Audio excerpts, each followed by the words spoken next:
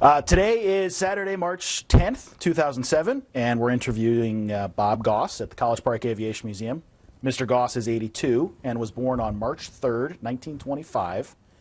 I'm Lars Wilcutt, and I'll be the interviewer today. Zev Gurman will be running the camera and the sound system, and Kim Malinowski will be providing moral support. Mr. Goss served during World War II in the Army. His highest rank was Private First Class, and he served in the European Theater of Operations. Mr. Goss, thanks for joining us. When did you enter the military? Well, I back up a little bit and say that WWII was underway. It all started with Pearl Harbor, but before that, the country had done a great job of mobilizing.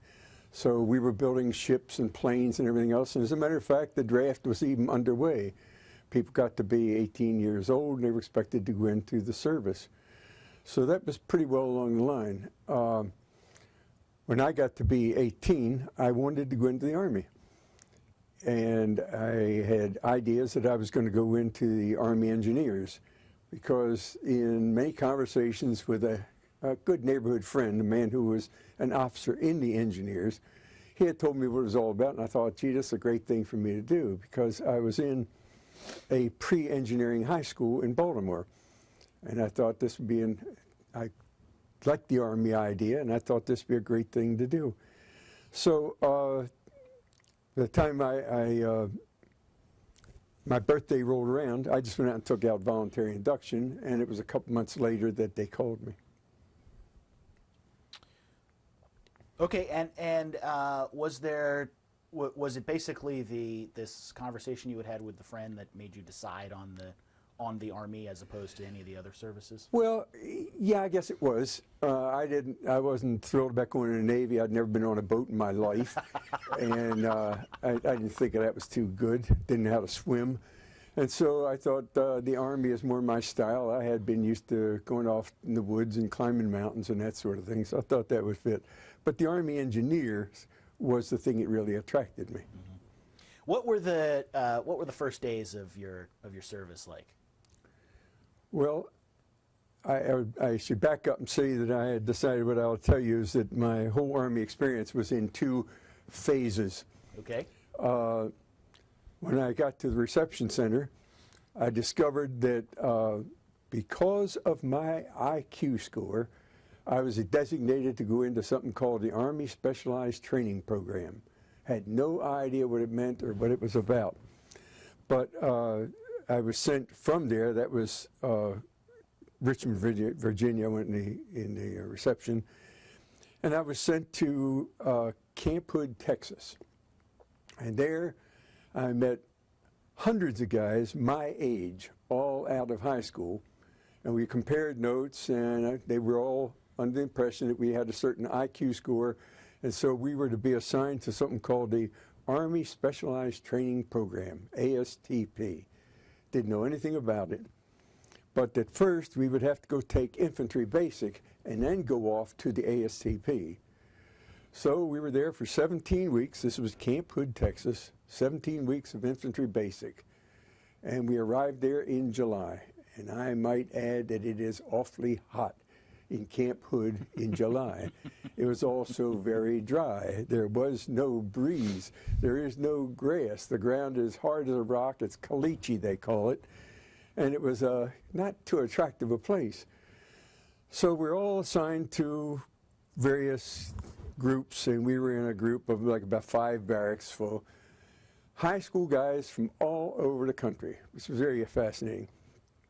But then we discovered that we were going to 17 weeks of Infantry Basic, and we had an irregular Army cadre who were not young men. They were up around 30, 35 or something of the sort. And they got the word that this is a group of smart young men who are going to go off to school. And they thought, well, by golly, we'll make sure they earn it. And that basic infantry practice was the worst time of my life. These guys wanted to make sure they were going to make it miserable for us, and they did. Every day, it was a case of classes all day long, hour classes, 55 minutes on, 5 minutes off. And so they decided it'd be best for us to go out and stand in the sun while we were doing this. We also didn't have anything to drink. We were given a half a canteen of water that had some kind of substance added to it, which made it taste terrible.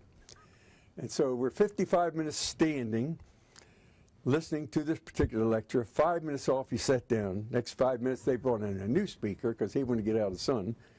And we were up, this was all day long, standing in the sun and dry as a bone. And that went on for many weeks, and it was terrible. It took a toll because people were becoming dehydrated. They were falling towards the end of the day, heading off to the infirmary, even intravenous water and everything else. And nobody seemed to notice that this treatment was going on. It was just regular.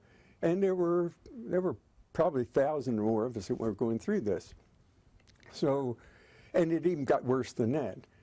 On one occasion, it was always two in the barracks and asleep, lights off by 9 o'clock. And one night, there was one of the barracks, these guys were having a rough time, having a pillow fight and making a good noise. Well, the guy that was on duty came back, found out what it was about, and ordered everybody out.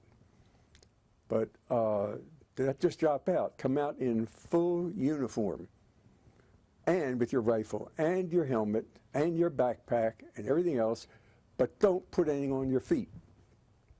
We couldn't understand what that was about.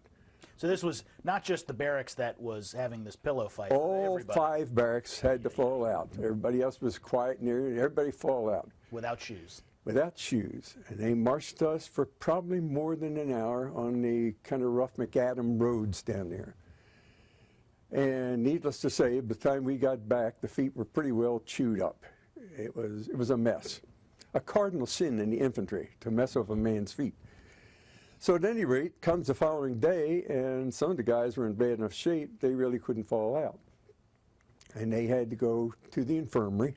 Everybody else was given a little bit of something to put on their feet. We suited up and went right back out to the field for another 6 or 7 hours of standing in the sun. And that was just our first real taste of what they had in mind for us. I was on KP one day. And in the process, I was cleaning a large refrigerator, dipping my hands in the water and doing the sills and such, and I had to reach way up overhead, and I was reaching into this one sill, and I ran my fingers into an open fan. Wasn't enclosed. And I chopped all my fingernails on the right hand. And I drew back, there was a little blood and everything else, and the mess sergeant came around and said, "What's the matter?" And I told him. He says, "Well, don't stand there, go down to the infirmary," which I did. And they patched it up, put something on it, put a bandage on the fingers and such, and I went back. Where was I going to go? To the mess hall, that's where I'd been working. And the mess sergeant was waiting for me. And he said, "There's your bucket, get back to work." This was a full hour after. I had bandages on my fingers, and I had to go back to the bucket and finish that refrigerator I was working on. I thought, man, this is really reaching. This is going a little far. But there were all sorts of things like this that we went through in basic training. It was unbelievable. Well, how were you? How were you feeling about your decision to have joined the Army at that point? I guess I didn't mind. Probably because I was with, like say, 1,000 other guys my age. We were all going through the same thing. We didn't have any idea how rough people were supposed to be on you in basic training. But this did seem extreme. And it was probably,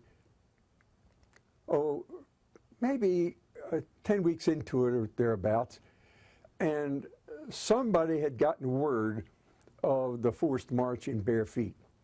And they came around and investigated, and what they did promptly was to remove all of that cadre, and I think a lot of them were court-martialed. And we were then given a different set of cadre, and we finished out our basic training learning infantry practices. So it was a tough way to begin. The ASTP was a tragic experience in my life. Anyhow, when we got into the actual infantry basic, that was more like what I expected the Army was going to be. And we were told that ASTP, we were going to go off to school. None of us had any idea what they were talking about. We were going to go to school. Well, we did. We finished, and then we were put on train, and I was sent up to Purdue University in Indiana. And I got off the train and got everybody. It was a nice welcome. It was pretty good accommodations. Fall out next day and found what we were doing. We were enrolled in mechanical engineering college at Purdue University. For what? We didn't know, but it was great. I mean, this was neat. What a transition. Very different from what you just experienced. And so this went on for 6, at most 8 weeks, no more than that. Then all of a sudden a notice came, the program is over, pack your bags and get on the train, and we went back to the service. No explanation as to why or what. It's just whatever Army Specialized Training Program was, it was discontinued. Now, it sounds like it was abrupt. Very abrupt. Really, okay. Turns out, we learned later, that the only thing ASTP was, all the services were taking so many recruits in, filling up their ranks, filling new organizations and everything else, and it was such an army of people that they were accommodating, they had to have a place to put people while they were waiting. We went through basic training, which means we're ready to go, and when they needed it, okay, we'll dip in here and take this group, put them along. So ASTP was a nothing. And when they blew the whistle and said, okay, get back on the train, it was because we were sent down to Camp Swift, Texas, and assigned to the 102nd Infantry Division, which was just about what was happening. Whatever units and groups were preparing to go overseas, they needed additional replacements to fill in, and that's where they came from. So that's what ASTP was about. It's kind of ridiculous when you think about it, but it served their purpose. If they had told us more about it, it would have been different. Well, anyhow, life changed when I went into the Infantry Division. This was a very proud, organized Infantry Division. We were all integrated into it, and then they went into their final maneuvers and that sort of thing, which lasted a couple of months. And to me, it was very enjoyable. It was tough, but it was enjoyable. I really thoroughly enjoyed it. We were being groomed to go to Europe, and this was, July of 43, and the war was going pretty heavily at that time. We went up to Camp Dix as a staging area, got everything we supposed, all the final shots and everything else.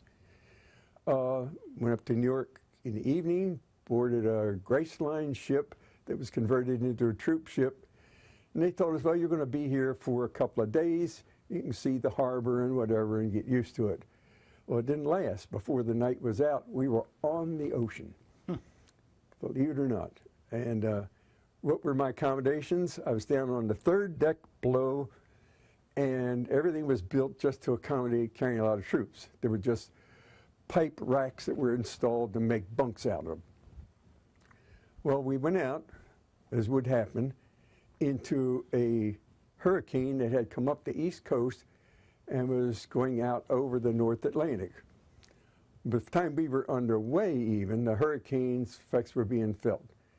And we were in a convoy, and it was a fairly large ship that I was on. Looked all around, there were other ships, there's a lot of small naval vessels escorting us. And the sea was rough. I didn't know it was rough. I had never seen the ocean before. I didn't know what rough was. But the sailors were saying this is pretty tough. Anyhow, it was tough. Everybody was seasick. We went to what was the dance hall, was what was the mess hall.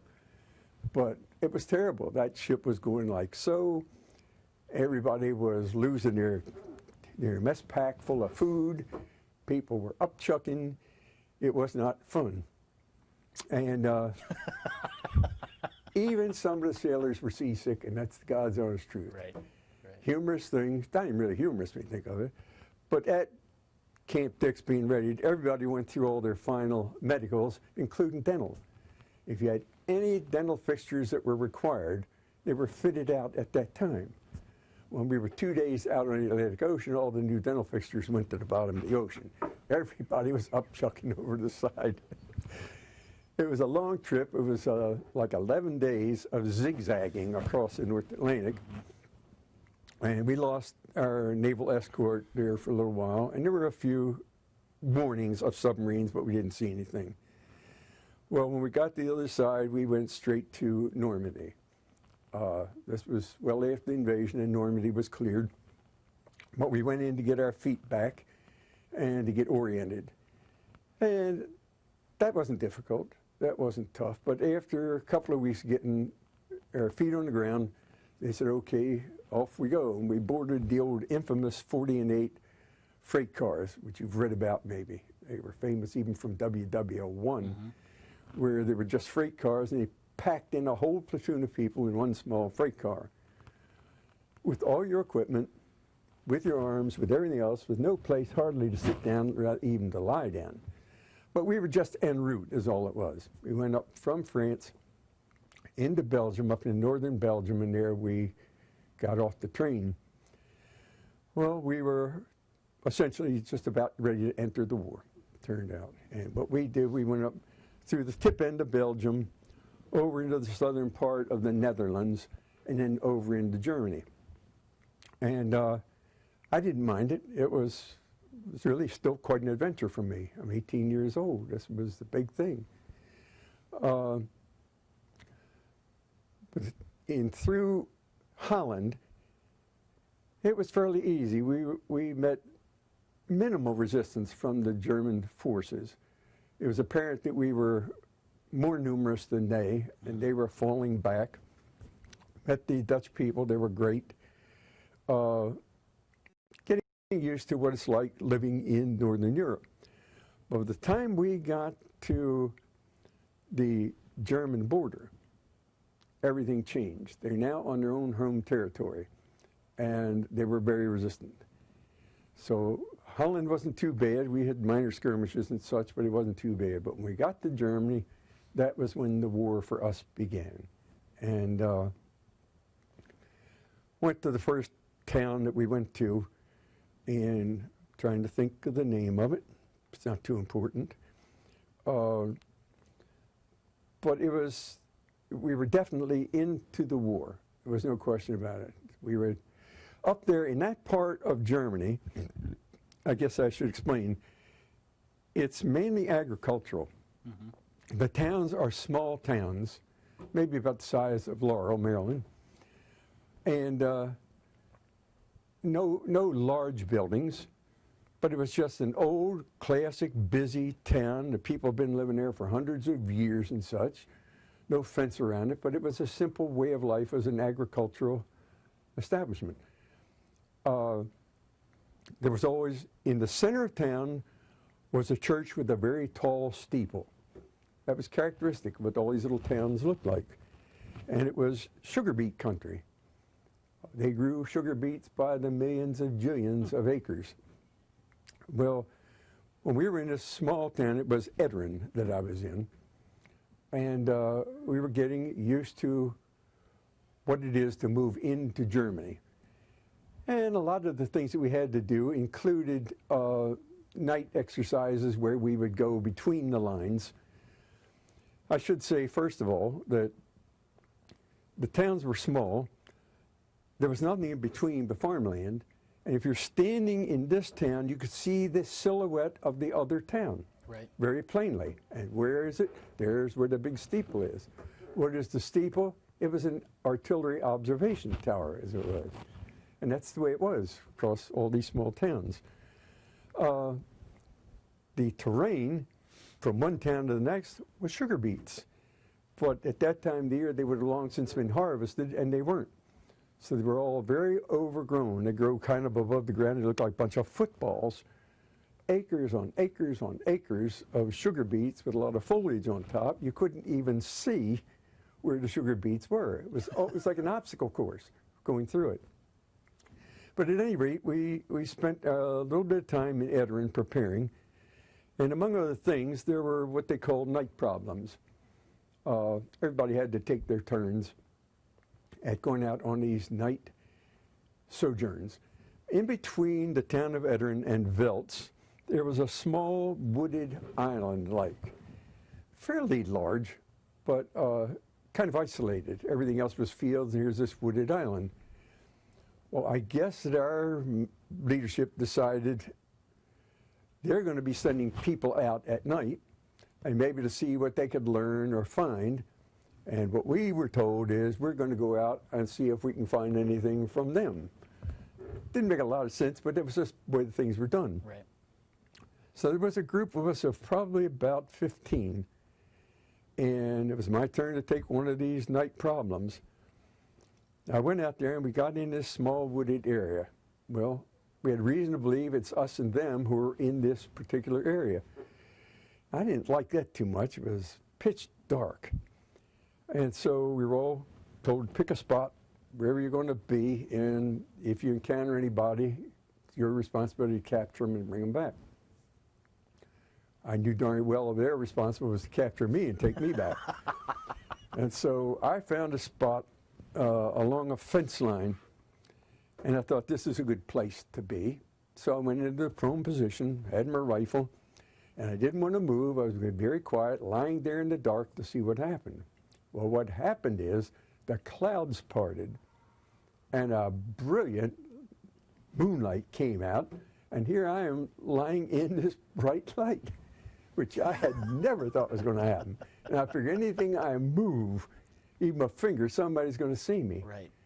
So it was awful. It was a terrible, scary thing for me to have to encounter. People laughed about it when I told them about it, but it was frightening.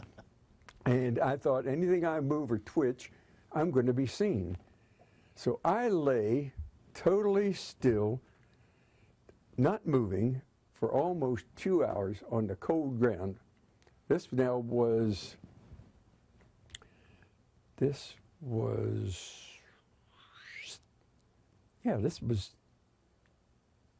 I have to orient it as what the exact month was, the time. But anyway, it was winter. And I was so uncomfortable lying there, but I wouldn't dare twitch. Finally, somebody came around and says, okay, let's get up and go. There wasn't any activity out there that night. I stood up, I couldn't even move my legs. And You've been so still for so long. They were all, they were asleep. They were cold and asleep. And I had a terrible time getting out of there and going back. And I thought, geez, I didn't need this tonight. I'm going to go back and lie down and get a little bit of rest. But when I got back, I learned that the plans were made that we were going to go try to take Veltz the next morning. And so, boy, I did need a little bit of rest that night. And we were all very organized. We'd been through this maneuver so many times that it was kind of standard. So anyhow, we got up early and we headed off to the direction of Veltz. Well, what are we talking about? I'm talking, easily a half a mile between this town and that town, from one edge to the other, and all open country. I mentioned the sugar beet business of trying to walk through it, and I knew that they saw us advancing. One thing that happened, though, on any one of these towns, like I say, the steeple was the observation tower. The first thing you did before you tried to go to town was to knock the steeple off the church, which we did with our long-range artillery. Get rid of the observers. Yeah. But at any rate, it was still a long way to town, and there was nothing between us and that town of Veltz looking at us. And so we moved on without anybody affecting us for quite some distance. There was some long-range artillery, but it didn't do much. As we got closer to the town, that's when they opened up with rifles and machine guns and time-fire artillery, which was brutal. By time-fire, I mean the shells are timed to explode in the air, not on impact. And when they explode in the air, shrapnel comes down all over the place. You can't hide from time-fire shelling. So at any rate, the last maybe 300 feet of getting into town was terrible because we couldn't see them. We were all upright in this open field kind of area, and it was pretty heavy. The casualties were kind of high, and we finally made it into the edge of town. So it was a case of working your way into the edge of town where you could get some place to hop off and move in. Right before we got to the town, there was a terrible barrage of this time fire artillery. And we got down as low as we could and dug in. And I thought, my God, this is really the war now. This is what it's about. So eventually that subsided long enough where they said, okay, up and go. And we were going to try to go as far into town as we could, find out what we could. We were, I don't know, going down one section of town from one street to the next, from house to house. And then came a long road that was going towards the center of town. My whole squad was running down that street, and all of a sudden, a mortar exploded right in front of me, mortar shell. And I was hit. I didn't realize it. I was already on my knees before I realized that I was down. And instinctively, I felt my face because it was bleeding. And, well, what the heck? What do I do here? We had been told in basic training over and over, countless times, every time, if you're injured, you take your sulfa tablets and water. Well, I did. I had my sulfa tablets. I had a canteen of water, luckily, because before I left, I found an extra canteen. I put 2 canteens on my belt, and when I reached for my canteen, one of them was empty. Somebody emptied it during that, so I had a second canteen of water. So I took the sulfa tablets, and I don't know, it was about 20 minutes there about after, and one of the combat medics found me out there on the road. And so he did some, put a small bandage on or something sort, helped me up, and I was taken back to a building on the side of the road out of the way of any fire. It was kind of full. There were an awful lot of guys that were injured in there, and they kind of graded them as to degree of injury for evacuation. We couldn't get out of the town until it got later on in the day. There was so much artillery and such. But by dumb luck, the chaplain of our regiment happened to be with our company that day. And here he is where they're bringing the seriously wounded in. And he came over to me, and he gave me what's known in church as extreme unction. Specifically, that's the prayers that they say over a person that they're not sure they're going to make it. And I thought, boy, I got the message. But then I couldn't be given any morphine. Head injuries couldn't be given morphine. Right. So you were hurting and you continued to hurt. If it was an arm or a leg or something sort, to give you morphine. We waited quite a long time, and then they decided, okay, we think the road's all right, we can move you back to an evacuation hospital. But it was a long road. It was several miles. And I was put on a stretcher and across the hood of a Jeep. And I was in the first group of about 5 or 6 to head the parade to go back. When I got to the evacuation hospital, it turns out it was a schoolhouse. And you've seen enough pictures of MASH to know basically what that kind of operation is like. They set up the best thing they can for working space, nurses, doctors, people to assist, and nothing very fancy. Right. And then when you arrive, you go in as a matter of having been graded as to who are the most serious and who gets there first. So everybody was just put in a line to wait. Now this is already, I was injured a little before noon. This was already kind of like late afternoon, and we were still waiting. But there were an awful lot of casualties that came through that day working for this one small evacuation hospital. And it probably was about 8 o'clock in the evening, believe it or not, when my number was called. And what they did with everybody, you're on a stretcher, they took one x-ray of the injury area, and they put the x-ray on your chest, lying there on the slab waiting to go in. And everybody just accepted it. That's what it was about. So I was taken in, put on the table, and the surgeon, first thing he does, he picks up the x-ray, of course. And he had 2 others assisting him. And he held the x-ray up to the light, and he studied it for about a minute, no more than that. Put the x-ray down and decided to go to work. Of course, I didn't know what it was all about. I didn't know what was happening. And he's talking to the other surgeons. I could hear everything that they're talking about. And they were talking about, can we save the eye? Can we save the face? I was struck right here, and it fractured the whole right maxilla in like a jigsaw puzzle. Right. They don't have all night to work on these things. They have to move them fast. But this guy was, he looked to me to be about 30, 35 years old, the surgeon. And somewhere in medical school, he read about an operation, which I heard 100 times since that time. It's called Caldwell-Luck, Caldwell-LUC. That's named for a couple of people who concocted this operation.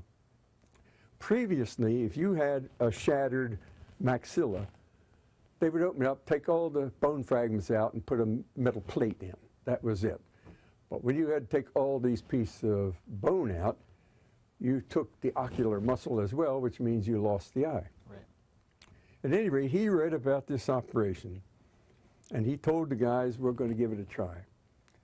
And so what it amounted to is, first they had to open it up, they had to take all the pieces of bone out like a jigsaw puzzle, and they made a jigsaw puzzle out of the bone and cleaned everything up and prepared it to be put back together. Well, what they did was they had a long piece of gauze, about so long, and they filled it with a cosmoline type kind of consistency, made a ball of it, put it into the area here, and they ran that piece of gauze out the nostril. Then on that piece of gauze that was creosoted gauze effect, they built up all the bones, a jigsaw puzzle. And then when they finished that, they closed the face. Well, what wasn't realized is that of all things, the one bone that didn't go right back in the right place was the bone to which the ocular muscle is attached, right here. I didn't know it. They didn't realize it. Didn't make any difference. I was now going to be in recuperation so that the face would heal. And so I was sent to a small place, a school building in Maastricht, and then I went to a roundhouse where they were waiting for people to be sent to England. The whole time, all I knew is I had this thing sticking up my nose, whatever it was. I was feeling more comfortable at the time, and I was waiting to go to England. Lo and behold, one day, was taken out, was put it on a small plane, and C-47, I guess they were, and packed as many as they could on and went over to England. And went into the hospital there, and that's when I learned more about what the operation was, but nobody told me anything about what was in my head. So a couple of weeks there, and it was, well, every day the doctors would come around and remove stitches and all that sort of stuff. They go from bed to bed to take care of you. Came to my bed, and I was laying back. They pushed my head back, and he started work. He didn't say what he was going to do. That wasn't necessary in the Army. They started to work, and he had one assistant working with him, not a nurse, but an assistant. And with my head back, he took this piece of gauze, and he started pulling it out. And I thought, God, that is a big packing. And he came out, and he got this long, and he got that long, got long. And like my head was unwinding. I couldn't figure out what the hell was in my head. And he pulled out this whole bloody piece of gauze about that long, looked at it, and then threw it on the side. Nobody was telling me what it was or why it was there. So then he cleaned all this up around the nose. He looked at it and he asked me how I'm feeling. I said, "Oh, I guess I'm feeling all right." Good. Went to the next bed. So I never did learn what it was about till much later. And what was your vision like at this point? My vision, believe it or not, my vision was acceptable. Okay. It turns out the one fault is because this one bone was set low, the one that the ocular muscle is attached to, it caused a lag in the motion of this eye, and I ended up with double vision. I could see, but it was double vision. And then he came around and talked to me about it a lot and treated me. And now I'm ambulatory. And so all I'm doing is now waiting, where do I go from here? Well, they didn't want to let me go right away. I was a month in one hospital, and then I went to another hospital up at Bristol, and they wanted to look at it further and make sure of anything I had to do. And then eventually I was sent up to Liverpool and put on a ship and sent home. It was the greatest time of my life. Like 15 days across the South Atlantic, no winds, no big waves or anything. Now, I was in a lap of luxury. Much different than the trip over. Oh my God, yeah. It was all warm. A lot of guys, it was so bad going over, they said, "I hope something happens, I don't have to come back." But here I am, I'm on this hospital ship. It was luxury, pure luxury. Food, everything. And 17 days going across the kind of South Atlantic, from below the Azores into Charleston, South Carolina. Great time.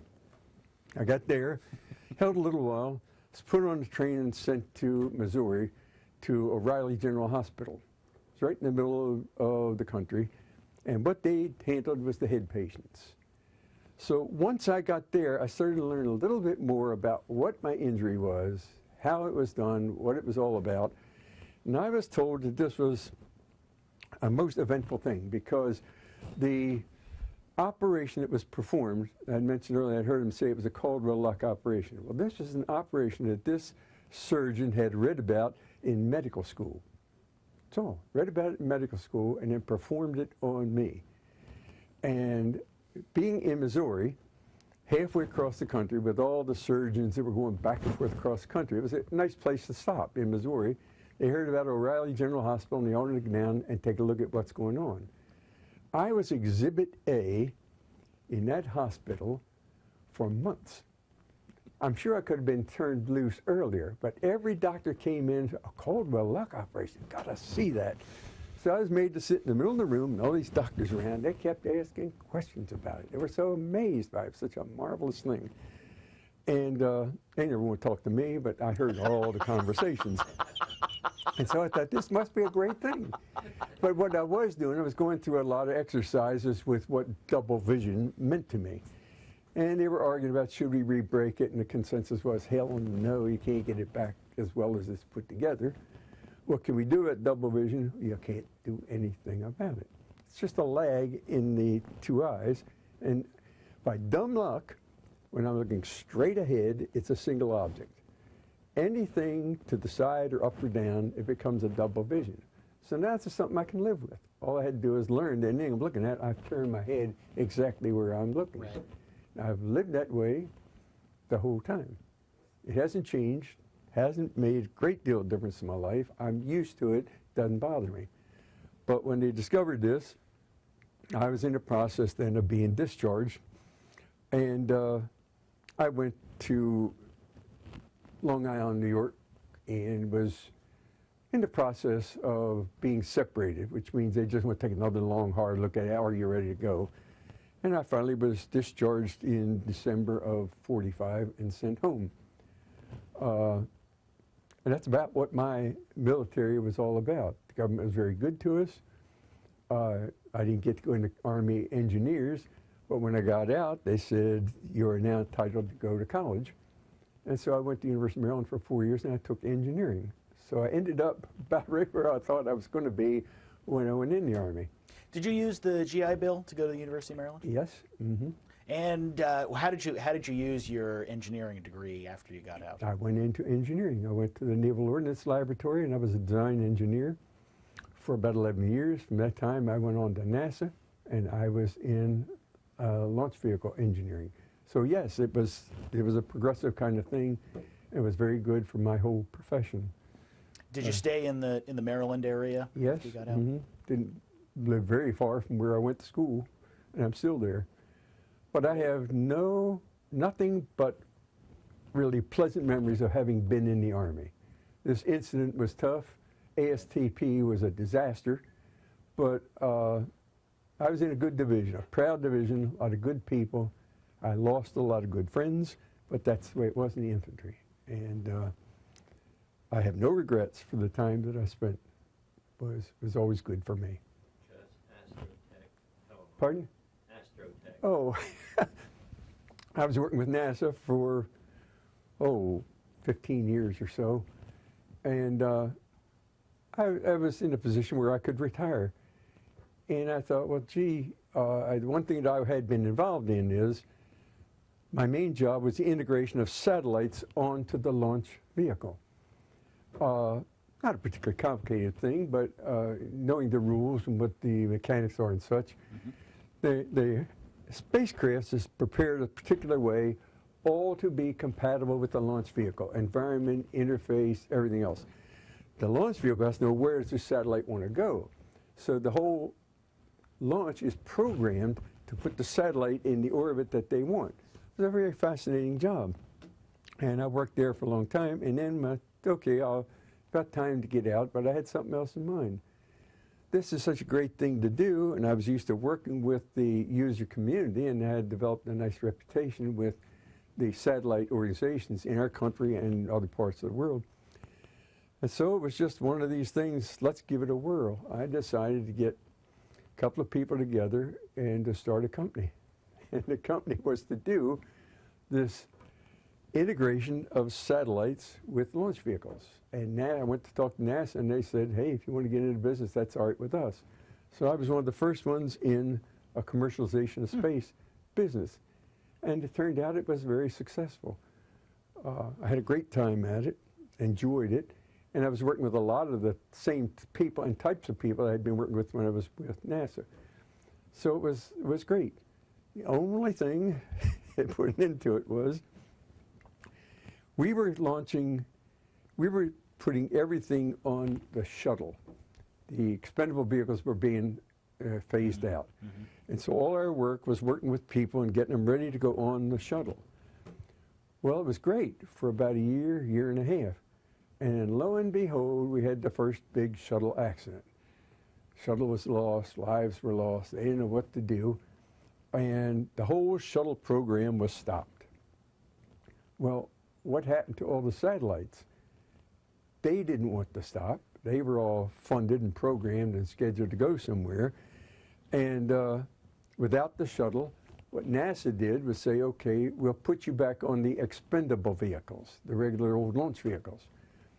Well, they already had people to work those launch vehicles. They didn't need a separate company to come in and do it. So as long as the shuttle was down, our little innovative company was bone dry. We couldn't do anything. And it really put a halt to what I was doing. Right.